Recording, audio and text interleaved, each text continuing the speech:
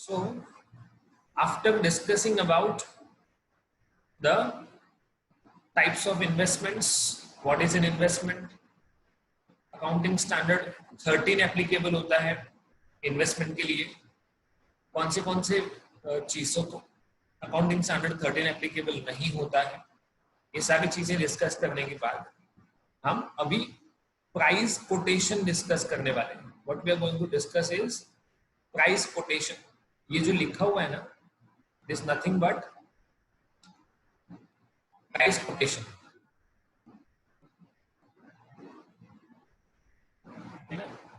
आपको जब भी कोई प्राइस कोट की जाएगी तो इसमें से कोई भी एक वर्ड लिखा होगा प्राइस कोटेशन में, that is x interest. X interest का मतलब क्या बताया था? Excluding interest. मतलब जो प्राइस आपको कोट किया जा रहा है उसके अंदर इंटरेस्ट इंक्लूडेड नहीं है. ओके अब इंटरेस्ट इंक्लूड क्यों होता है वो भी समझा देता हूं. Why is an interest considered, ये बात हम डिस्कस क्यों करते हैं. For example, you have purchased a fixed income bearing security. आपने एक फिक्स्ड इनकम बेयरिंग सिक्योरिटी खरीदा है जिसपे आपको एवरी क्वार्टर इंटरेस्ट मिलता है. You are getting interest at the end of every quarter. If somebody sells in between these quarters, मतलब समझो कि किसी ने यहां पे सेल कर दिया, let's say on 31st August. Okay अगर उसने 31st August को अपनी सिक्योरिटीज किसी को सेल कर दी, अब जब 30th सितंबर को कंपनी इंटरेस्ट पे करेगा, whenever the company will pay interest, तो जो नया बायर है उसको पे करेगा. It will be paid to the buyer. Okay उसको कितने पीरियड का इंटरेस्ट मिलेगा? 3 months का. Now a genuine question will arise कि उसका होल्डिंग तो 1 month से ही है ना, फिर भी उसको 3 months का इंटरेस्ट मिलेगा. द रीजन इज कंपनी यही सोचता है कि जो ड्यू डेट है उस दिन पे जो भी होल्डर ऑफ द सिक्योरिटी होगा उसको 3 महीने का या 6 महीने का जो भी उनका टाइम इंटरवल है उसको उसका इंटरेस्ट पे कर दिया जाएगा, irrespective of the time period for which it is held. अगर एक दिन पहले भी खरीदा होगा ना तो भी उसको 3 महीने का इंटरेस्ट मिलेगा. So now what? The seller holds the security for 2 months and the buyer holds the security for 1 month. Still, he is getting interest for 3 months. उसको कितने महीने का इंटरेस्ट मिलेगा? 3 महीने का.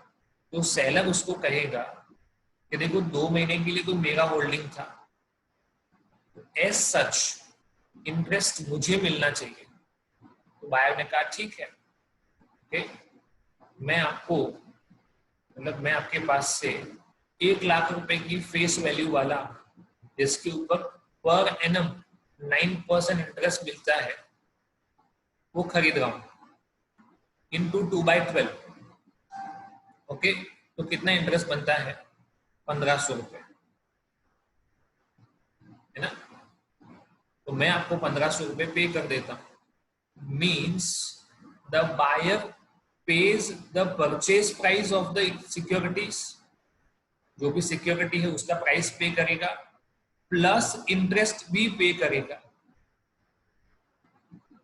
ओके मतलब जो पेमेंट हुआ फ्रॉम बायर टू सेलर उसमें दोनों चीजें इंक्लूडेड है. परचेज प्राइस भी इंक्लूडेड है और इंटरेस्ट भी इंक्लूडेड है. ये कॉमन फिनोमिनन है कि हर एक बायर को अपने प्रीवियस सेलर को इंटरेस्ट पे करना पड़ता है. ठीक है, बट जब सेलर उसको प्राइस कोट करेगा तब उसको ऐसा बोलेगा कि मैं आपको जो सिक्योरिटी बेच रहा हूं उसका प्राइस है 99 रुपीज एक्स इंटरेस्ट। इसका ये मतलब होगा कि अगर मैं आपको 10,000 डिवेंचर बेच रहा हूं तो आपको मुझे 9,90,000 रुपए देने हैं। ये तो प्राइस ऑफ द सिक्योरिटी हुआ, प्लस इंटरेस्ट भी पे करना पड़ेगा। ये तो ऑलवेज है, इंटरेस्ट तो बायर पे करेगा ही करेगा, बट वो प्राइस के अंदर इंक्लूडेड नहीं था क्योंकि प्राइस कोटेशन कैसा था, x interest, the price was excluding interest. Okay, मतलब इस प्राइस के अंदर इंटरेस्ट इंक्लूडेड नहीं है, पे करना पड़ेगा वो कंफर्म है, पर उन्होंने प्राइस के साथ ही इंटरेस्ट इंक्लूड नहीं किया। इससे अपोजिट सोचते हैं, कम इंटरेस्ट। कम इंटरेस्ट का मतलब होगा इंक्लूडिंग इंटरेस्ट। ओके, तो बायर ने कोट किया, सॉरी सेलर ने कोट किया 101 रुपीज पर डिबेंचर कम इंटरेस्ट। कम इंटरेस्ट का मतलब ये होगा कि हम उसके पास से जितने भी डिबेंचर खरीद रहे हैं तो हम उसको इतना अमाउंट पे करेंगे, 10,10,000 रुपए। इसके अंदर सब कुछ आ गया, मतलब सिक्योरिटी का प्राइस भी आ गया और इंटरेस्ट भी आ गया। तो हमें इसमें से दो चीजें अलग करनी पड़ेगी कि सिक्योरिटी के लिए कितना पे किया और इंटरेस्ट के लिए कितना पे किया। इन एनी केस इंटरेस्ट तो पे करना पड़ेगा ही। आपका प्राइस कोटेशन एक्सक्लूडिंग इंटरेस्ट होगा तो भी और इंक्लूडिंग इंटरेस्ट होगा तो भी। The buyer is supposed to pay interest to the seller, but the price quotation will decide whether it is X interest or come interest. आपको ये देखना है कि वो कोटेशन X इंटरेस्ट था या कम इंटरेस्ट था। okay? तो जब भी आप इन्वेस्टमेंट अकाउंट बनाओगे तो आपको 3 कॉलम अमाउंट के लिए बनाने पड़ेंगे। You will have to prepare 3 columns for amount, है ना। इन्वेस्टमेंट अकाउंट का डेबिट साइड होगा, क्रेडिट साइड होगा, और दोनों साइड पे 3-3 कॉलम बनाने पड़ेंगे अमाउंट के लिए। एक होगा नॉमिनल वैल्यू, दूसरा होगा इंटरेस्ट और तीसरा होगा cost. Okay, whenever I will be talking about nominal value, मतलब मैं जो सिक्योरिटी परचेज कर रहा हूं उसका मैं फेस वैल्यू यहां पे लिखूंगा। उस पे मैंने जो इंटरेस्ट पे किया वो इंटरेस्ट के कॉलम में, और जो कॉस्ट पे किया वो कॉस्ट के column. This is how it would be mention. 3 column बनाने पड़ेंगे, एक फेस वैल्यू का, दूसरा इंटरेस्ट का और तीसरा कॉस्ट का। Okay, whether the quotation is excluding interest और इंक्लूडिंग इंटरेस्ट, कोटेशन कोई भी हो, कॉलम ये 3 बनाने ही पड़ेंगे। सिर्फ डिफरेंस इतना है कि यहाँ पे ये दोनों चीजें अलग अलग है ना। इसमें ये दोनों चीजें साथ में है तो हमको अलग करनी पड़ेंगी, है ना। If you purchase any investment तो नॉर्मल जर्नल एंट्री क्या आएगा, इन्वेस्टमेंट आया और पैसा गया। Investment is coming in and money is going out. Investment account debit to bank account, क्या लिखेंगे, investment account debit to bank account. एक सिंपल चीज लेते हैं कि 1,000 डिबेंचर खरीदे at a price of 97 rupees. Okay, तो आप कितना कॉस्ट बेयर कर रहे हो, you are making payment of 97,000। इसका फेस वैल्यू 100 रुपए है, डिबेंचर का फेस वैल्यू ऑलवेज 100 रुपए होता है। ओके, तो आपके नॉमिनल वैल्यू के कॉलम में कितना आएगा, 1 लाख। कॉस्ट के कॉलम में 97,000। समझो कि ये कोटेशन एक्स इंटरेस्ट था और आपको 10% के हिसाब से 4 महीने का इंटरेस्ट पे करना है सेलर को। always remember interest will always be calculated in face value. आपने पे भले 97,000 किया, आपका कॉस्ट 97,000 है, बट इंटरेस्ट हमेशा फेस वैल्यू पे गिना जाता है. What is the face value? 1 lakh into 10% into 4 divided by 12. Okay, या तो 3 divided by 12.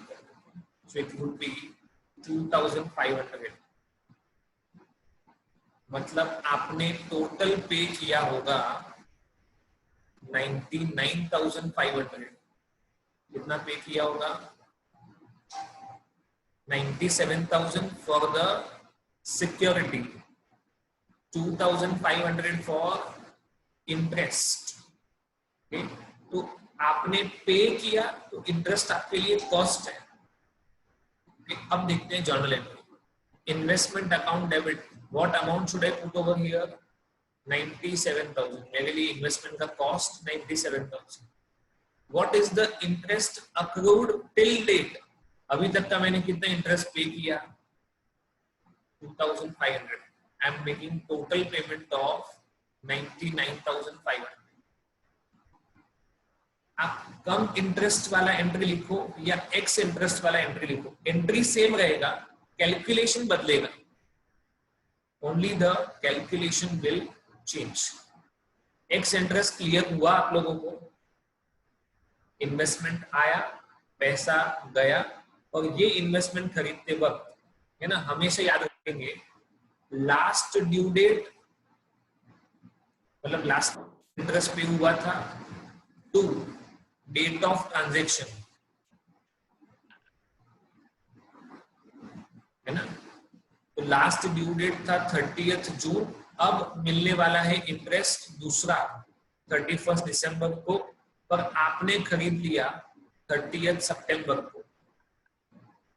तो लास्ट ड्यू डेट से लेके डेट ऑफ ट्रांजैक्शन तक का 3 महीने का इंटरेस्ट आपने पे किया 2,500.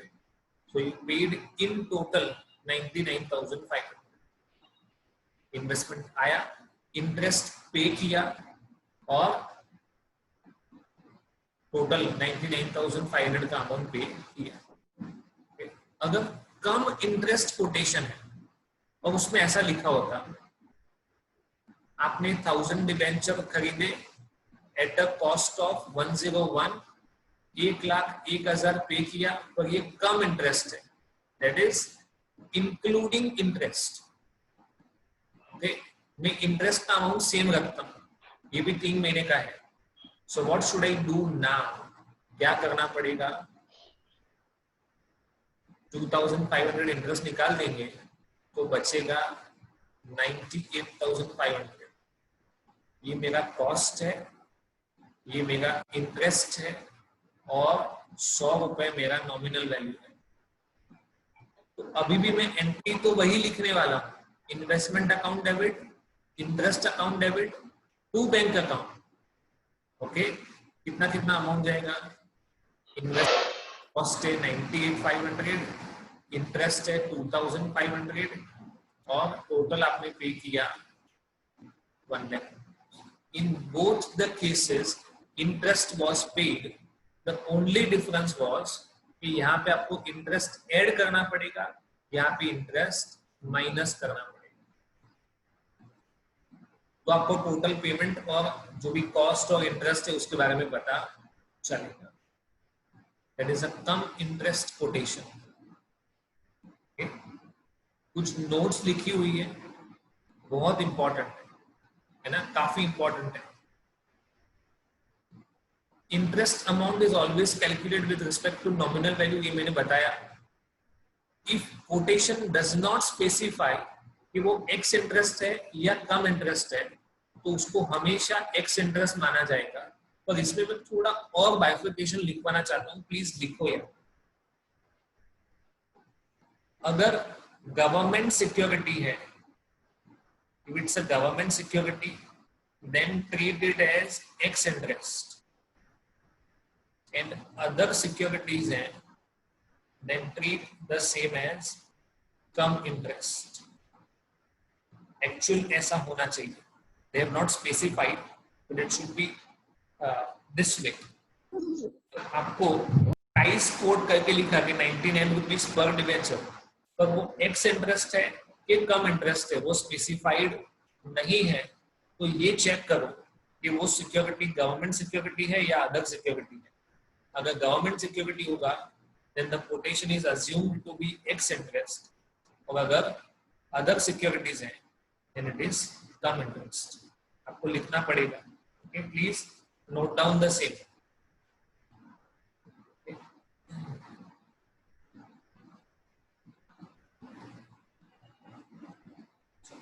एक और नोट लिखो आपके पास जहां पे भी थोड़ा सा स्पेस हो वहां पे.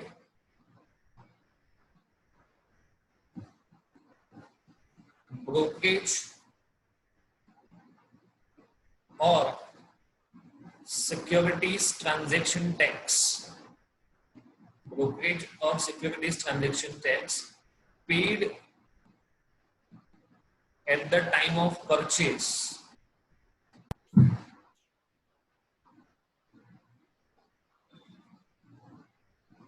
and sales is always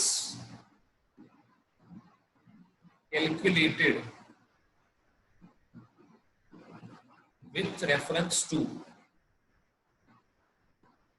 quoted price. मतलब इसको नॉमिनल वैल्यू के परसेंटेज में गिना नहीं जाएगा, वो हमेशा किसके परसेंटेज में गिना जाएगा? quoted price. लिखो फटाफट. Brokerage or security transaction tax paid at the time of purchase and sales is always calculated with reference to quoted price.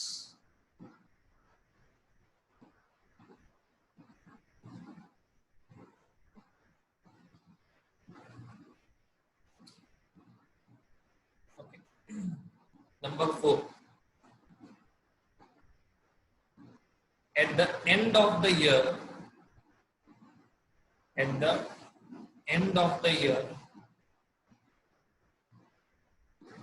the securities may be valued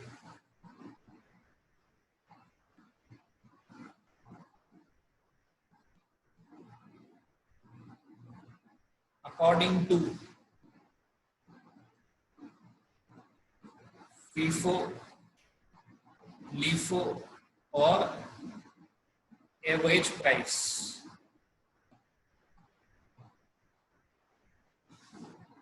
ये एग्जाम्पल में लिखा रहेगा.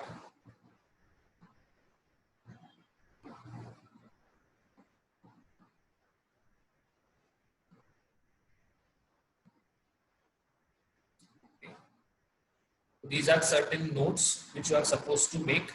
हम अभी इसको डिस्कस नहीं कर रहे हैं, है ना. पहले फिक्स्ड इनकम वाला खत्म करते हैं तो आपका थॉट प्रोसेस क्लियर रहेगा.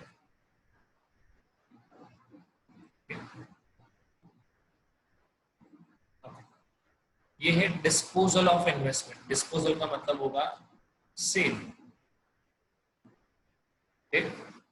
The difference between the book value carrying amount and disposal proceeds, that is selling price, will be recognized in the profit and loss account. मतलब आपका बुक वैल्यू 100 रुपए है और आपने उसको बेचा 120 रुपए में. It's a profit